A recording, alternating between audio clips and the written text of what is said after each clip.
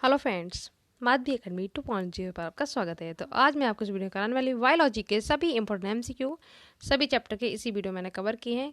Only lesson 1 है ना जो जैप क्रम, उसके 52 एमसीक्यू बहुत इंपॉर्टेंट है, आप जरूर करिएगा। उसको मैं करा चुकी हूँ, तो उसका लिंक मैंने कमेंट सेक्शन में दे दिया, वहाँ से कर लीजिएगा। बाकी के जितने चैप्टर रहेंगे वो हम इसी वीडियो में कवर करेंगे। इतना कर लीजिए, बायोलॉजी का एमसीक्यू सफिशियंट है। ठीक है, पूरी तैयारी मैंने करवा दी है साइंस की। प्लेलिस्ट बनी हुई है, वहाँ पे जाके आप डिक्टो कर लीजिए। आपको डिक्टो सेम क्वेश्चन मिलने वाले हैं, जैसे हिंदी में मिले हैं, मैथ में मिले, वैसे ही आपको सभी सब्जेक्ट में मिलेंगे। टेंशन नहीं लेनी है, ठीक है। एकदम बिंदास होकर पढ़िए और 90+ का जो आपने ड्रीम देखा उसको पूरा कीजिए। जितनी शिद्दत से मैं पढ़ाती हूँ, मेहनत करती हूँ, उतनी शिद्दत से आप लोग प्लीज़ पढ़ लिया करो, ठीक है। उतनी शिद्दत से वीडियो को शेयर भी कर दिया करो, क्योंकि जितना रिस्पॉन्स अच्छा मिलता है ना, ज़्यादा बच्चे देखते तो एनर्जी ज़्यादा मिलती है। चलिए फटाफट देख लेते हैं। एकदम से स्पीड सुपर फास्ट रिवीजन कराने वाली हूँ आपका। जिन बच्चों को आता है उनका रिवीजन हो जाएगा, जिनको नहीं आता उनको याद कर लेना, ठीक है। जैसे आपको गाने याद हो जाते हैं ना, वैसे आपको ये भी याद होंगे। देखो, पौधों में कायिक प्रवर्धन के लिए कौन सा भाग अधिक अनुकूल होता है? तो ये होता है प्रकल का। एक बार सुन लो, 2 बार सुन लो, 100% याद हो जाएंगे। रिवीजन करने से ही आपकी प्रैक्टिस अच्छी होती है। देखो, ये क्वेश्चन कई बार आया एग्जाम में। जाइगोट में गुणसूत्र की संख्या क्या होती है? तो ये होती है 2x। प्री बोर्ड आदिवासी में भी कहीं आया है ये, पर मुझे याद नहीं कौन से पेपर में आया था। निषेचन के बाद पुष्प का कौन सा भाग फल में बदल जाता है? मोस्ट इंपोर्टेंट है, जिसको मैं बोल दूं मोस्ट इंपोर्टेंट, उसको आपको अच्छे से याद करना है, ठीक है। तो ये अंडाशय। परागकणों का परागकण से वर्तिकाग्र तक स्थानांतरण क्या कहलाता है? ये कहलाता है परागकण, ठीक है। निषेचन विशेष लक्षण है आवर्तबीजी पादपों का। ये आवर्तबीजी जो पौधे होते हैं ना, उनका। एक पुष्प के स्त्री केसर के मध्य भाग को क्या कहा जाता है? ये वर्तिका बोलते हैं। निषेचन के बाद मतलब फर्टिलाइजेशन के बाद क्या होता है? परागकण से निकलने वाली पराग नलिका सामान्यतः किसके द्वारा बीजांड में प्रवेश करती है? ऑप्शन डी इसका राइट आंसर हो जाएगा, अंड द्वार। मुकुलन बहुत इंपॉर्टेंट क्वेश्चन है। मुकुलन पाया जाता है तो हाइड्रा में। पुष्प के कितने भाग होते हैं? ये भी क्वेश्चन इंपॉर्टेंट है। तो 4 होते हैं। पराग नलिका में नर युग्मक की संख्या होती है, मेल गैमेट्स की कितनी होती है? तो ये होती है 2। परिवार नियोजन की स्थायी विधि क्या है? तो ये ऑप्शन सी। ये क्वेश्चन भी इंपॉर्टेंट है। यहाँ पे अलैंगिक जनन बोला गया है। लैंगिक और अलैंगिक जनन में अंतर बहुत इंपॉर्टेंट, मैंने करवा दिए सारे आंसर, देख लीजिएगा। लैमार्क, डार्विन, मेंडल के नियम सब कुछ करवा दिए, देख लीजिएगा, ठीक है। तो इसमें आएगा ईस्ट। नेक्स्ट है, कौन सा मानव के मादा जनन तंत्र का भाग नहीं है? तो शुक्र वाहिका नहीं है। ये मेल, ये फीमेल, सॉरी ये मेल का पार्ट है, ठीक है। बाकी ये तीनों फीमेल है। तो यहाँ पे मादा जनन का भाग नहीं है, नहीं पे आपको अच्छे से फोकस करना है। तो शुक्र वाहिका नहीं है क्योंकि ये मेल का है, ठीक है। क्रोमोसोम की संख्या आपको पता होनी चाहिए, 46 होती है। पुरुष में लिंग गुणसूत्र कौन सा होता है? मतलब ये मेल में पूछ रहा है तो XY, ठीक है। फीमेल में पूछे तो XX। टोटल कितने होते हैं? 46 होते हैं क्रोमोसोम। ये देखो क्वेश्चन इंपॉर्टेंट है, प्री बोर्ड में आया था। तो कौन सा नहीं है यौन संचरित रोग? तो ये हो जाएगा हेपेटाइटिस, ठीक है। नेक्स्ट है, पराग कोष में होते हैं या फिर ये परागकण किसके अंदर होते हैं? तो इसका ऑप्शन डी हो जाएगा, परागकण। मानव में भ्रूण को पोषण मिलता है, इंपॉर्टेंट है ये, प्लेसेंटा से मिलता है, प्री बोर्ड में भी आया हुआ है ये। तो जो लेसन 8 था ना, जीव जनन कैसे करते हैं, उसके ये MCQ इंपॉर्टेंट कवर हो गए। बाकी हम करते हैं नेक्स्ट चैप्टर के। अब नेक्स्ट चैप्टर है अब ये आनुवांशिकता एवं जैव विकास, बहुत इंपॉर्टेंट है। लैमार्क, डार्विन, मेंडल के 3 नियम अच्छे से कर लेना। समवर्ती समझात में अंतर सब कुछ करवा दिया है। TH मॉर्गन ने आनुवांशिक प्रयोग किस पर किए थे? तो ये फॉलमक्की पे किए थे। पृथक्करण का नियम किसने दिया? आप इजिली कर लेंगे, मेंडल ने दिया था, ठीक है। F2 पीढ़ी में 3:1 अनुपात प्राप्त होता है, ये नियम से ही संबंधित क्वेश्चन है। इसका सही आंसर हो जाएगा ए, एक संकर क्रॉस में, ठीक है। मेंडल ने अपने आनुवंशिकता के प्रयोग कौन से पौधे पे किए थे? कम्युनिटी पे मैंने पूछा था और वैसे भी आपको करवा रखा है, मटर पे किए थे, ठीक है। उद्यान मटर बोलते हैं, ऑप्शन में उद्यान मटर भी आ जाता है। इसका पाइसम सैटाइवम इसका वो है साइंटिफिक नेम। एक संकर क्रॉस का जीन प्रारूप का जो रेशियो होता है वो क्या होता है? 1:2:1। इसका ही हो गया। एक बार आपने सुन लिया अच्छे से, फिर रिवीजन कर लीजिएगा, एक बार फिर से अच्छे से याद हो जाएंगे।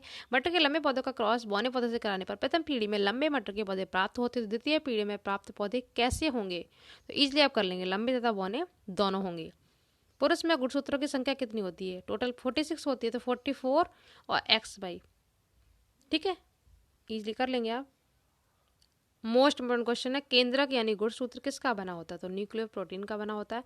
बाकी RNA DNA में अंतर आपको याद कर लेने, इनका फुल फॉर्म अच्छे से मैंने करवा रखी है, डीऑक्सी राइबो न्यूक्लिक एसिड और राइबोज न्यूक्लिक एसिड। इसको आनुवंशिक ठीक है, बोलते हैं आनुवंशिक पदार्थ।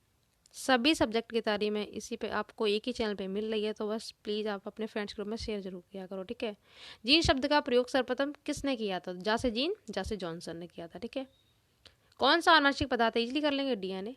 अगर पौधों में पूछा जाए तो आरएनए। इसमें आ जाएगा फर्स्ट, रक्त में ऑक्सीजन की कमी से लाल रक्त कणकों में कौन सा रोग उत्पन्न होता है? दात्र कोश का अल्प रक्तता। फर्स्ट है। शुक्राणु यानी स्पर्म में जो ऑटोसोम क्रोमोसोम होते हैं उनके नंबर कितने होते हैं? इजीली आप इसको कर लेंगे। इसका सही आंसर है 44 होते हैं। ठीक है, बाकी 45 एक्स और वाई, इससे टोटल मिलके 46 हो जाते हैं।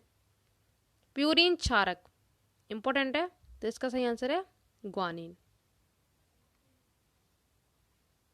आपको दोनों याद रख लेने हैं, कभी अलग अलग ऑप्शन आ जाता है ना, ग्वानिन भी है, ठीक है, और एडनिन भी है। बाकी थायमिन, साइटोसिन जितने भी हैं ये सब पिरिमिडिन। ठीक है, ये प्यूरिन है, पिरिमिडिन करके आए तो आपको इन पे टिक लगा देना। 40 नंबर का हो जाएगा। डीएनए आपस में किससे जुड़े होते हैं? दो तंतु हाइड्रोजन बंध द्वारा जुड़ते हैं। क्रोमोसोम के देखो नंबर पूछ लिया, यहाँ पे 46 आएंगे। प्यूरिन अब आप इजीली कर लेंगे, अभी मैंने आपको दोनों बता दिए हैं। ठीक है, एडनिन और ग्वानिन। किसी जीव समूह का विकासीय इतिहास क्या कहलाता है? जैव विकास कहलाता है। परिभाषा आती है ना, जैव विकास किससे कहते हैं? इसके सिद्धांत लिखिए, तो परिभाषा आप यही लिख देंगे, बाकी सिद्धांत लैमार्क डार्विन का आ जाएगा। लैमार्क का मूल सिद्धांत अच्छे से मैंने आपको कराया है, ये है उपार्जित लक्षणों की वंशागति। बाकी ये तीनों किसके हैं? डार्विन के हैं, जरूर करिएगा, बहुत इंपॉर्टेंट क्वेश्चन है। हार्ट वाला, ये आहार नाल सब कुछ मैंने करा दिया है। देखो, origin of species by natural selection पुस्तक के लेकर नेचुरल वर्ड आ गया ना, प्राकृतिक, तो कौन होंगे? डार्विन होंगे। क्लियर, ऐसे कर लेंगे आप। जब विकास का मूल स्रोत लैंगिक चयन, इसमें आ जाएगा, इंपॉर्टेंट है ये 9331। टेबल बनाना आपको सिखा दिया मैंने, देख लीजिएगा। केवल न्यूक्लिक अम्ल तथा प्रोटीन से बने होते हैं। क्या बने होते हैं ये? तो विषाणु, वायरस। नेक्स्ट है, कौन सा जीन प्रारूप शुद्ध गोल बीजों को प्रकट करता है? तो आरआर। विकास के दृष्टिकोण से मानव से सबसे निकटवर्ती कौन है? तो ये है चिंपैंजी, हमारे पूर्वज कहे जाते हैं। समजात अंगों का उदाहरण, दोनों में अंतर अच्छे से मैंने करवाया है, समजात और समृद्धि। इजीली आप कर लेंगे अगर आपने देखे हैं तो। सभी ऑप्शन हो जाएगा इसका राइट। 26 में फिर से रिपीट हुआ है। 27 में आ जाएगा, डीएनए पाया था केंद्रक में। डार्विन के अनुसार नई प्रजातियों की उत्पत्ति किससे होती है? तो आप इजीली कर लेंगे इसको, प्राकृतिक, नेचुरल को इन्होंने ज़्यादा माना है। मेडल के अनुसार मटर के बौने पौधे का, बौने पौधे आप कर लेंगे स्मॉल स्मॉल, ठीक है, लंबे का कैपिटल कैपिटल होता है टी। मोस्ट इम्पोर्टेंट क्वेश्चन है, विज्ञान की वह शाखा जिसमें जीवाश्मों का अध्ययन किया जाता है, क्या कहलाता है? पैलियोंटोलॉजी। केवल प्रोटीन के क्या बने होते हैं? पासे प्रोटीन, पासे प्रियॉन्स, ऐसे याद रखेंगे।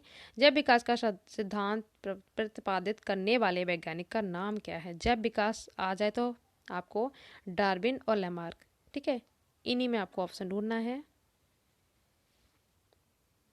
अब इजली कर लेंगे आप, शुद्ध लंबे पौधे टेबल आपको बनाना आ गई ना, तो इजली कर लेंगे, मैंने करवा रखा। स्मॉल पूछे तो टी, लंबे पूछे तो कैपिटल टी, इजली कर लेंगे। ये हो गए कंप्लीट इसके भी। और देख लेते हैं नेक्स्ट है ऊर्जा के स्रोत वाला चैप्टर। ठीक है, ज़्यादा कुछ नहीं आता इसमें से।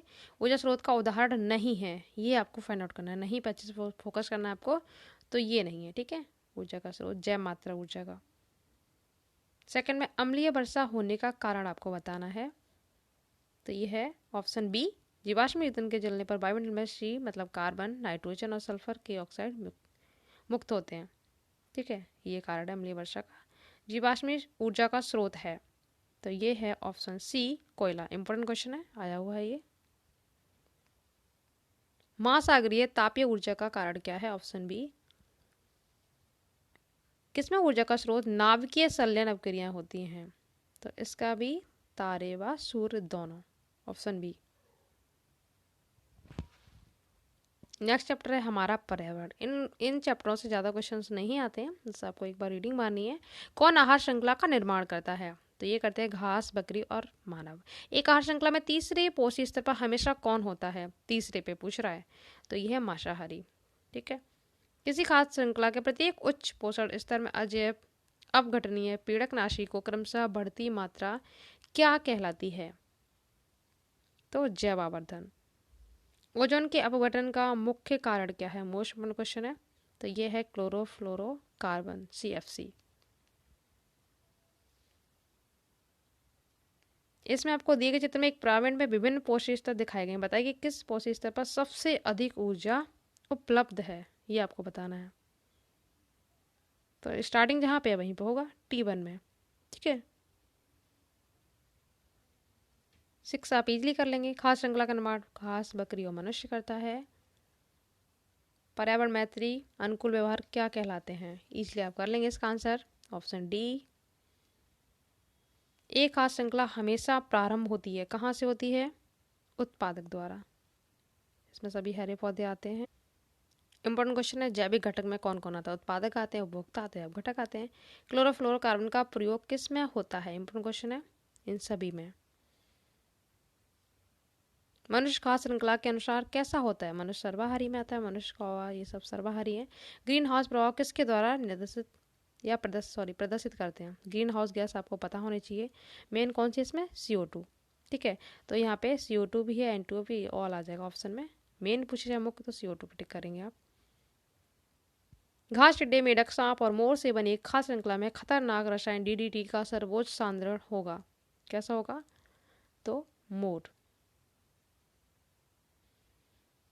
ये क्वेश्चन बहुत इंपॉर्टेंट है। कितनी ऊर्जा का स्थानांतरण होता है एक खाद से दूसरे खाद्य स्तर में? तो 10%। ये लॉ भी है अलग से, 11th-12th में आपको मिलेगा। 15 का आंसर आ जाएगा 1 किलो कैलोरी। एक उत्पादक घास में संचित खाद्य ऊर्जा 10,000 किलो कैलोरी है। तो निम्न खाद्य श्रृंखला में बाज को कितनी ऊर्जा उपलब्ध होगी? बाज के लिए पूछ रहा है, तो बिल्कुल लास्ट में है बाज, तो कितनी होगी? 1 किलो कैलोरी। ये क्वेश्चन इंपॉर्टेंट है। खास श्रृंखला में शाकाहारी जंतु होते हैं, प्राथमिक उपभोक्ता होते हैं, ठीक है। नेक्स्ट है, कौन सी एक परत परावैंगनिक किरणों को पृथ्वी पर आने से रोकती है? मोस्ट इंपॉर्टेंट है, तो ओजोन लेयर है वो। ओजोन का फॉर्मूला क्या होता है? O3 होता है। अगर ये नहीं होगी तो सभी को क्या हो जाएगा? स्किन कैंसर हो जाएगा, त्वचा कैंसर, ठीक है। ये लास्ट चैप्टर है प्राकृतिक संसाधन वाला, ठीक है। इसमें आंसर आ जाएगा, किस राज्य का एक बड़ा क्षेत्र इंदिरा गांधी नहर के द्वारा हरा भरा किया जाता है? तो ये है राजस्थान। जल संचय संरक्षण की कुल्हा तकनीकी कहाँ प्रयोग की जाती है? तो ये है हिमाचल प्रदेश में। थर्ड का जगह ऑप्शन सी।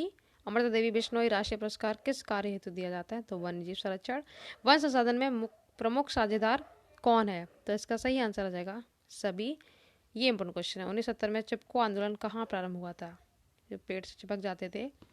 तो इसका सही आंसर है गढ़वाल में, उत्तराखंड का ये, ठीक है। उत्तराखंड ऑप्शन में मिले या फिर ये गढ़वाल, एक जरूर मिलेगा। 6 वाला ये क्वेश्चन आ चुका है पेपर में। गंगा सफाई कार्य योजना किस वर्ष प्रारंभ हुई थी? प्री बोर्ड में आया था ये, तो 4 जनवरी 1986 को हुई है, ठीक है, 1986 में। उत्तर प्रदेश में प्रमुख स्थित राष्ट्रीय उद्यान, तो दुधवा ये फेमस है। अलवड़ जलीय पौधों पर जंतुओं के जीवन के लिए सबसे अधिक सहायक पीएच परास्त कौन सा है? 6.5 7.5, ठीक है। पीएच स्केल आपको केमिस्ट्री में अच्छे से मैंने करवाई है। अम्लीय क्षार किस तरह से पता करते हैं देख लीजिएगा, IPS ये सब कुछ करवा दिया है। खाद्यान्न, बंदिश आहार और कट्टा के प्राचीन संरचनाएं हैं जो निम्न में से किसके लिए प्रयोग की जाती हैं? तो ऑप्शन आ जाएगा सी, जल संभरण। ज़्यादा इंपॉर्टेंट नहीं है क्वेश्चन, एक बार रीडिंग कर लो बस। इसका ऑप्शन हो जाएगा डी, सिंचाई के लिए। 11 नंबर है, गंगा नदी में कॉलीफॉर्म जीवाणुओं के प्रचुर मात्रा में पाए जाने का प्रमुख कारण क्या? तो जल में अधजलीय लाशों को प्रवाहित करना। लास्ट है, वह सही संयोजन चुनिए इसमें जीवाश्म ईंधन शामिल नहीं है। अच्छा क्वेश्चन है ये, तो वायु कास्ट सूर्य आ जाएगा, ठीक है। तो वायु के कंप्लीट हो गए हैं, लेसन बन के देख लीजिएगा, ठीक है। और फिजिक्स और आपके केमिस्ट्री का भी आपको मिल जाएंगे, न्यूमेरिकल का भी वीडियो मिलेगा रिवीजन के तौर पर। केमिस्ट्री को रिएक्शन करवाऊंगी, ठीक है। इस तरह से इसके बाद फिर आपका इंग्लिश का रिवीजन होगा, SST को मिलेंगे क्वेश्चन। तो मिलते हैं नेक्स्ट वीडियो में नेक्स्ट टॉपिक के साथ। Thank you so much.